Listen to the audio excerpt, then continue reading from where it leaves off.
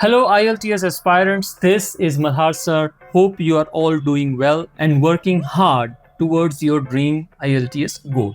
Today, I would like to mention 5 things which you can do to score well in IELTS writing task 1. The 5 things to keep in mind along with examples. Let's see them. So the first one is understand and summarize the key features, especially when it comes to task 1. So for example, let's say a table is given which shows the number of international tourists or students visiting 3 different countries over a 5-year period, and you're supposed to identify and summarize the main trend. Now, the first topic sentence which you should write would be: the table illustrates the number of international tourists visiting country A, B, and C from, let's say, 2015 to 2019.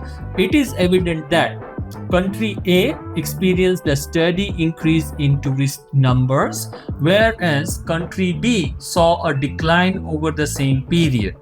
Country C, on the other hand, had fluctuating visitor numbers. So this is first point. The second one is organize your information very clearly, because that is how you are gauged. Let's take an example. So you are supposed to structure your report with an introduction, overview, and specific details. So in order to write an introduction, you can write something like: the table provides data on annual numbers of international tourists to 3 countries from 2015 to 2019. And the overview can be: overall, country A saw a consistent rise in visitor numbers, while country B's figure declined. Country C's data varied significantly.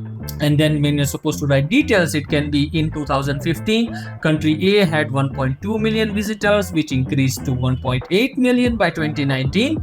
Conversely, country B's number fell from 1.5 million to 1.2 million during the same period. So this is how you do it. The next one is use accurate data and avoid misinterpretation. Example: if the table shows that country C had 2.5 million tourists in 2017 and 1.8 in 2019, ensure that you report these figures correctly and avoid misleading interpretations. Instead of saying tourism in country C grew, you might write tourism in country C peaked at 2.5 million in 2017 but decreased to 1.8 million by 2019. The next one is employ a range of vocabulary and sentence structures. So the example can be: you need to differentiate your language to describe trends and comparisons.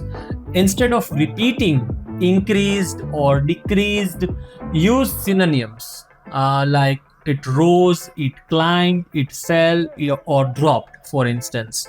Let's take an example. So country A's visitor number climbed steadily, while country B's figure saw a gradual decline. So even the degree of increase and decrease you can mention. The next one is maintain a formal tone and proofread for errors. You should use a formal language appropriate for academic writing instead of casual expressions like a lot of people use. So instead of saying a lot of people, use a significant number of tourists. Proofread your report to correct any grammar or spelling mistakes. This will help you, avoid losing extra score. Okay, this will help you get extra score. For example, correct sentences like country A have been an increase. So it should be country A has seen an increase. So make sure you don't make mistake with subject-verb agreement. I hope this was informative. Obviously, I have recorded this for academic students. I will soon record another video for general students as well. Till then,